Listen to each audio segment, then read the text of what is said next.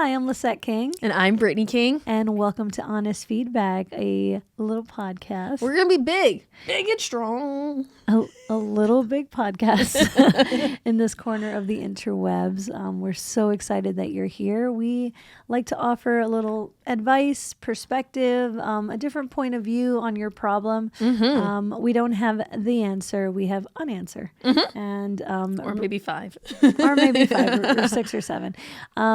Brittney is a fantastic advice giver, reflection giver, very kind and compassionate, and also doesn't pull any punches. Thank you, I appreciate baby. that about you. Thank you. I feel like you are just a gift to this world. You're wordsmithing the way that you understand the mind and how language works. You are very versed in hearing the problem underneath what someone might have said and helping someone to think outside of the box. Using words like, oh, shucks. Yeah. Thank you, baby. You're over here freeing minds. You are Morpheus. Morpheus. I love that. Yeah. Can you give me those little sunglasses? Yes, it'll go good with your long coat. Yeah. Okay. Mm-hmm. Yeah. All right. Well, we're here to free your mind. And speaking of freeing one's mind, have you guys shared it with a friend? Ooh, yeah, sharing is important. Liking and subscribing and rating, all of these things help our little podcast become a bigger podcast. Yes. And as Brittney says, we want it to be big and strong, and it gets fed with your stars. Yeah. So please give us some stars, give us some likes. And yeah. Today, what are we talking about? Today we're talking about bullies and boundaries. Bullies. Have you felt bullied? We're gonna get, well, you coming hot. We don't practice this, so just like, really, is that where you're going? A little bit. I was awkward. I had a gap you could drive a truck through. You know, kids would make fun of me and stuff. And I was little, still am. But yeah, sometimes there were some not so nice kids on the playground. Yeah. I hear you. Yeah. I was thrown in a trash can, you guys. That is sad. It was really sad. I was in like kindergarten and they threw me and my friend in a trash can. I know, a teacher aide finally found us and got us out, but... Oh, like a big trash can. Yeah. Like the kind you can't get yourself out of. Yeah, we couldn't get ourselves out of. Oh, I'm so sad right now. Sorry. That's okay. Yeah, that was some trauma. I feel like there's this thing of like, this is what a bully looks like. And it's like, oh, they threw you in the trash or like they made fun of you. And then there's like the growing up, and then there's like the adult bullies. Oh, yeah. The emotional bullying. The emotional bullying. Yeah, that happens. Yeah. And that's, I think, what we're dealing with today. Yes. Today we're going to talk about the family of origin type. Yeah. Yeah. Now, this is the real self-care Sunday kind of things I'm talking about. Like how to set boundaries with your family when there's a bully. Like these are the places where we're really working for our mental, physical, and emotional health. So, no kidding. Yes. Yeah, those are usually the hardest people to put boundaries up with. Yes. Yeah. It absolutely can be challenging and it can be done. So it can be done. Let us dive into our first caller. Sounds good. Mm-hmm. Hi, Britt and Lisset. It is Ella. I am calling to ask you for some advice on a family of origin situation that has been happening for a very, very, very long time. I have an uncle who is a bully and very controlling over his immediate family, which when our whole family is gathered together, our extended family, he exerts that control over everyone through fear tactics and just through straight up bullying that you would see in the schoolyard. Recently, we had someone in our family pass away, and I had chosen to write to my cousins, his children, seeing if they wanted me to play a voice memo for this person in our family that was passing. And after they passed away the very next morning, my uncle wrote a message to my mother because he knows he's capable of bullying her and controlling her with fear. And he said to her that his children were upset with him for not keeping them in the loop as far as the state of well-being of this person in our family, and that she was to tell me, her daughter, to no longer contact his family. And this particular situation has put me in a place where I will no longer stand for the bullying, the controlling. I'm no longer going to stand back because I'm trying to keep the peace, since that's what everyone else in the family wishes. It's time for someone to stand up to this person, and for it to be made very clear that I personally will no longer be following his controlling ways and wishes, or be a victim of his bullying. So my curiosity and my question and the advice I'm looking for is, how can I communicate to this person in a way that is very clear, very direct, very much puts up my boundaries and makes them clear, as well as, is there a way to be sensitive to the rest of my family's wishes, which is they don't want to rock the boat. My hope is that by me saying something, I will open up the door towards healing in our family unit, and that we will all find freedom and much more closeness without allowing this person to bully us anymore. Let me know how you think I should handle the situation, and I'm really curious to hear what you have to say. I love you both so much. Talk to you soon. Sound got wild on that. I know. You see the energy in the field. It was like, Yeah. Whew, man, Ella. First of all, props. Yeah. We are very, very proud of you for taking a stand. I am a big believer, big proponent for taking a stand. Just want to answer your question, like, how do I speak directly and clearly? How do I express my boundaries? And I say you do your best. Speak honestly from your truth. Like, tell your uncle, first of all, stop talking to mom to talk to me. Like, come at me, bro. No. Come speak to me directly if you have a problem with me. You can tell him, you don't, like, it is your children. I'm assuming they're grown children. Because you asked them each to leave a voicemail. So. Yes. Yeah. We're making the assumption they're grown children. We're making the assumption that they're grown children, and like the relationship that you have with them is up to you to have with them. And I say blow the whistle on this thing. Let the kids know what their dad's doing. Like, let everyone know what's going on and what you won't stand for anymore. You don't know what you taking a stand will do for the collective, for your community, for your family. It reminds you of A Bug's Life. You know that scene in A Bug's Life? The grasshopper one? The grasshopper? Yes. Yeah, how the grasshopper's like, there's just, it's just one little bug. If they all get together and stand up to us, like, that becomes a problem. And you could be the catalyst, the inspiration for the rest of your family to take a stand. I know you said that none of them like to rock the boat. We don't know if that's actually their truth, or they're just tolerating what they've tolerated for this long, so long. Or Stockholm syndrome. Yeah. Or being in relationship with an abusive energy. With those who are demonstrating abusive tendencies. Yeah.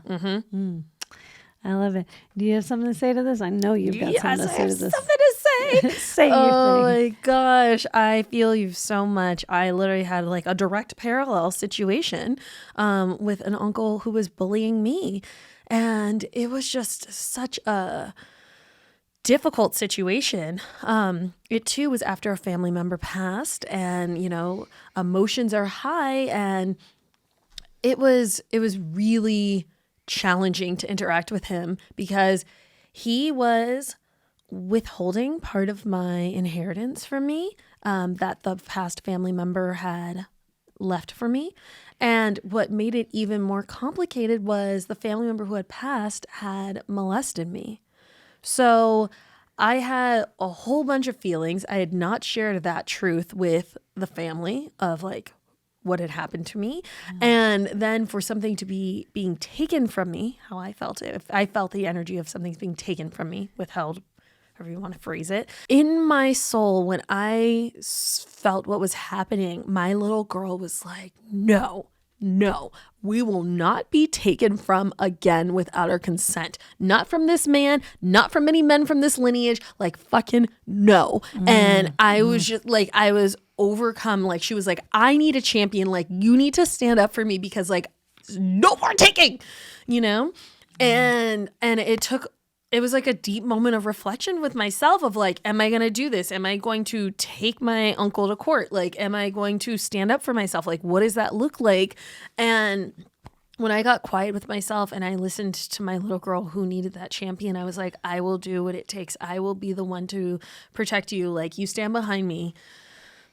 I got you, girl. Baby, you felt it was a bad idea? Do you want to say? Yeah. No, when Britt had expressed that she wanted to take her uncle to court, I was challenged by that. Just things that I had been brought up with, like, you don't want to take it to court. That's complicated. That's dragging out this already long process. These ideas of not taking family to court and all these things. And I expressed that to her. I'm like, are you sure you want to go through with this?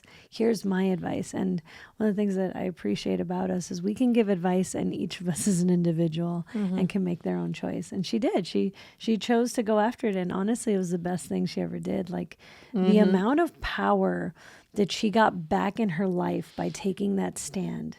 Like you just totally, you ignited, and I saw the differences in how you showed up in every area of your life. You started like showing up with conviction to everything.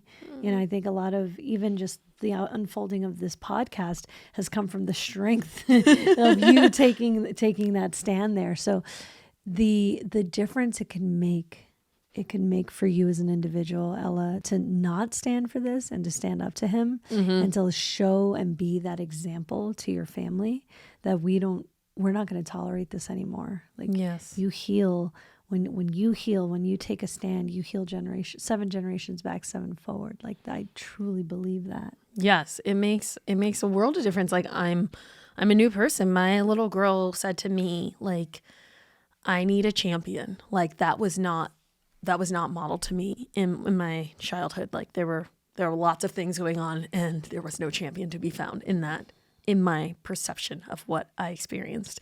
And when she said that to me, I was like, okay, I am doing what needs to be done. And it did. I was wondering about the cost. Like, I was like, is this going to cost me? Like the rest of my family, are other people going to be mad at me?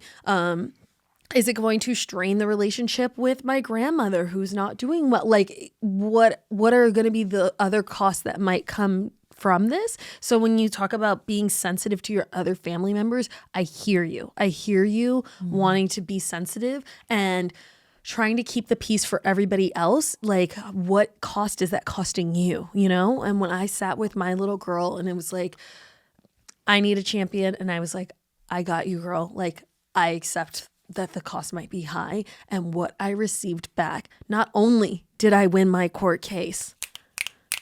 Yes, she did. Yes, I did. Yes, she did. Yes, I did. But not only did I got a piece of my soul back, and like I'm more in alignment with myself, knowing that I can trust myself to stand up for myself, up for me, and up for what's right, up for the things that I believe in, and I will not roll over and take it. And I feel like especially us as women, very socialized to like, no, just let it slide, just let it go, just let him yell, just da-da-da-da. And it's like, nah.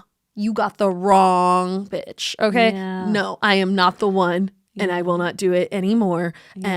And like that kind of energy, like who knows what others in my family witnessed. I got unexpected gifts from family members reaching out and from just the energy of the universe, unexpected gifts that I received by taking a stand for myself and a stand for my little girl. So I commend you and I support you with doing this. And I definitely understand it might cost you something. So get clear about what that is and if it is worth it for you, you know, if that is worth it for you. And as far as how can I communicate in a clear, direct way that puts up a boundary, I would say, what is your preferred method of communication? Is it writing a letter? Is it a voice memo? Is it having a one-on-one conversation? Is it having a conversation with this person with witnesses of like, I'm letting everybody know I will not be spoken to this way. Like I had to send in a group text message to my uncle a message saying, I will not be bullied. Do not try to control and manipulate me. Like, you know, and I set the boundaries of like, if you wish to communicate going forward, like X, Y, Z, you know? So it's like, lay it out. Like, how do you wish to be spoken to? How do you wish to be communicated with, you know, and set that up clear. And it's like, if you're not going to engage with me in that way, sir, I'm not going to stand for this. Because remember, boundaries are something that you have control over. Yes. So is it, hey, if this boundary of mine is crossed, I'm leaving the space. If this boundary, like, know what your response is if a boundary is violated, you know? Yes. And stick to that response. Yes. Yeah. Absolutely. Yeah. That's amazing. Yeah. Yeah. My heart is out there with you. Like I just say, fucking do it. Mm-hmm. Do it. Mm-hmm. Like give it to him. It's about time someone takes a stand, you know? Yes. Yes. Let that grasshopper get eaten by that bird. That's a bug's life. Yeah. That's what happened. Yeah. No, yes. like take him, you know, I want to, the champion in me wants me to just go ahead and take him down, make him pay. It's all the things. I mean, it's like for me, it was not about making someone pay. It was about like, let's be in integrity. Yeah. Let's be honest about what actually happened. Like, let's speak from your truth of honesty. Let's get into integrity. Let's get into agreement. And you can be kind, but don't mistake my kindness for weakness. You know, I'm going to say my truth. I'm going to stand up for myself. I'm going to say, no, you cannot continue to bully me. Yes. I don't accept it. And the ripple effect might be huge. Some bullies, they just need a boundary and they're like, oh, okay, stand down, you know? Mm-hmm. And it's that. Others will continue to kick and scream, but you also don't have to be a part of it. Yeah. You don't have to be a part of it. And you don't have to be on the receiving end of that kind of energy. Yeah. Mm-hmm. Yeah. Free yourself. Yeah. Free yourself. I'm sending you so much love. Yeah, so much love, Ella. You got this. You got it. You can do it. It's going to feel so good. Yes. It's going to feel so good to speak your truth. Mm-hmm. Yeah. Yes. The truth shall set you free. Mm-hmm. And it's going to piss some people off first. Yeah. Yeah. That's true. Yeah. People were pissed. People were pissed when I shared my truth. They were like, Yeah. Mm-hmm. They did not like the truth surfacing. Yes. Yes. But like, for how long and at what cost are we supposed to stay silent? You know? Against abuses, against mistreatment, against violations. Like, keeping the peace for fucking who? Yeah. Keeping the peace for who? Because I'm depressed because of holding this peace. Yeah. You know? I have physical ailments because of holding this peace. Like, for fucking who? Mm-hmm. All right, let's get into this next caller. Yes. Yo, what's up, Lisset and Britt? I need support around family. I'm growing spiritually and I'm learning who I am deeply. When I'm around my family, they bring me back to a time where it was really tough and life was hard and difficult to be around. We have a lot of drama, a lot of addiction, a lot of, problems, and also different ideas and religion and not accepting me for who I am. And I want to be there for them and I want to love them. I don't want to give up on them. And at the same time, I need to set those boundaries, and I have a hard time knowing what that looks like. If you have any idea here, please send love. Thank you. Sending you love. Sending you so much love. Yes. Yes. Caller, this the boundaries with your family. That's the topic of the show. Yeah, for sure. I hear that your childhood was tough and it was hard, and you know, had to deal with a lot of drama and addiction. And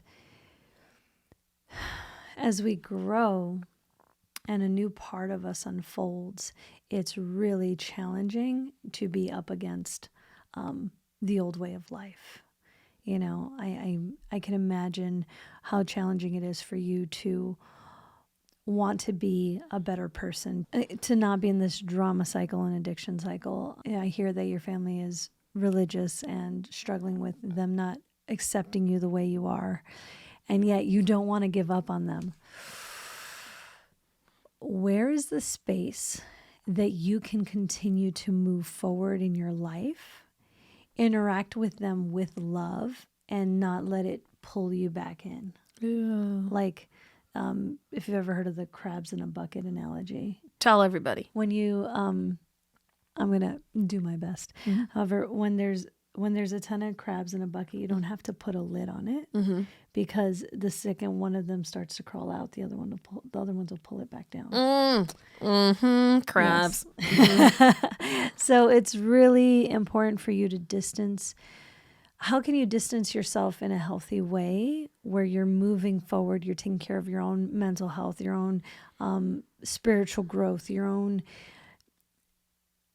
leveling up with, and loving them from that safe distance? Like you need to know what that is for you.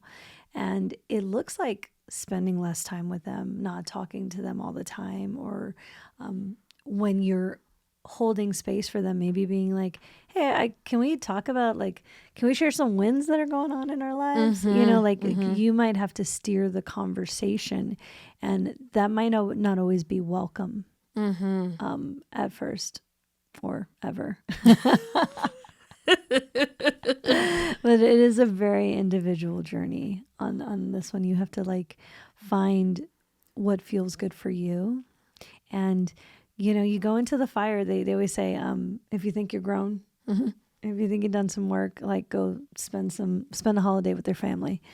Because that is challenging. That can be very challenging, and can be that crab in the bucket feel, like to fall into the old patterns of, oh, what's the drama going on this time? What are people talking about? You know, and like, what's the chisme?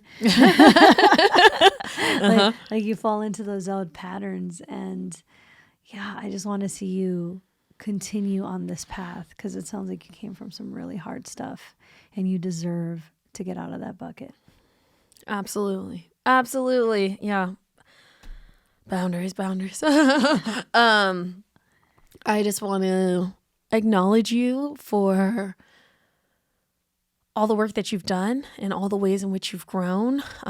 What you spoke about coming from a religious family who doesn't accept the full you, and yet you do not want to give up on them and show them love. Like, feels like you're reading the Bible, you know? Like that just speaks so highly of the lessons that you did get, you know, from your family of origin or from the world, you know, of like, how can I continue to love them? So I love what Lisset offered about loving from a distance and steering the conversation. And I guess I would check in with you of like, what does it feel like when you spend time with them? How do you feel? Like, there are certain people, when we interact with them, all of a sudden we just start feeling bad about ourselves. Or it's like, oh God, I need to drink now.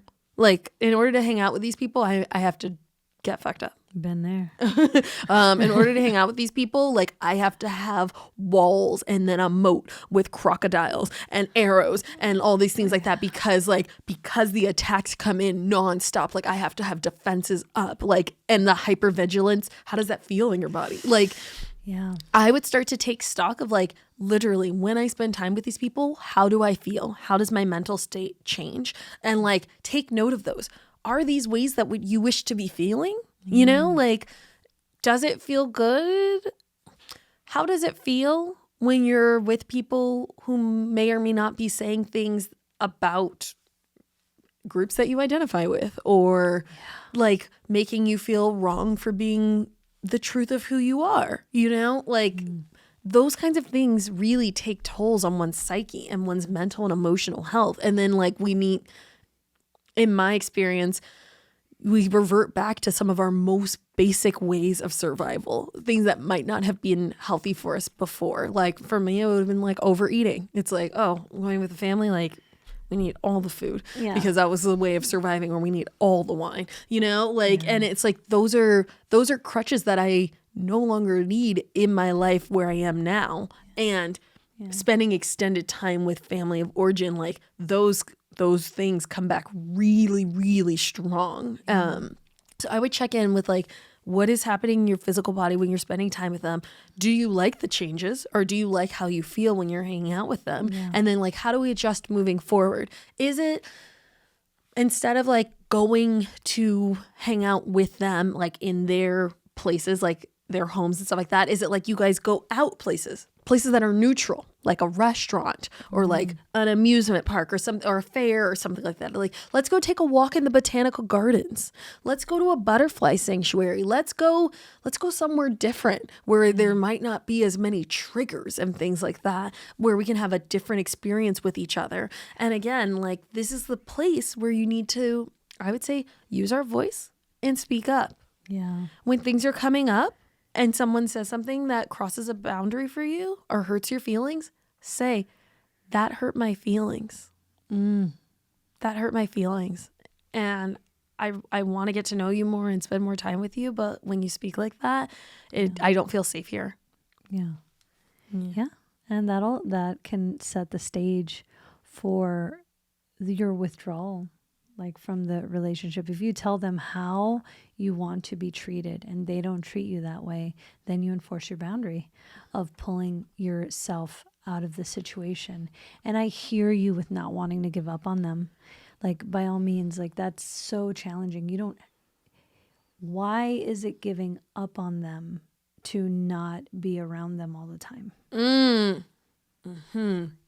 Like when you're on your path, you can invite people to your path. You can invite people to be in space with you, and they have a right to say no.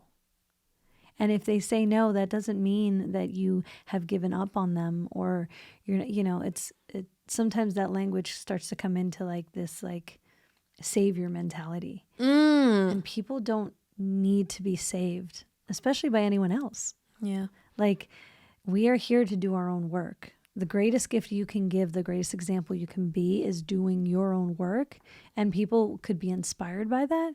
You can invite them to that. But if they don't want to, that is their choice. And it's important to respect that journey as well. Yes. It's okay. It's okay. Not everybody wants to do growth work. Not everybody's doing the same growth work that you're doing. Yeah. We all have different paths. Totally. This podcast is not for everyone.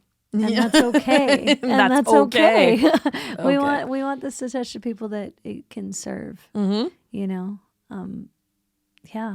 wish you so well. Like, you've got this. You're doing, the fact that you've moved so far from this already, I can hear it in your statements. Like, you've moved so far. Keep on moving for you. Absolutely. And I just want to like double ring the bell on your last point.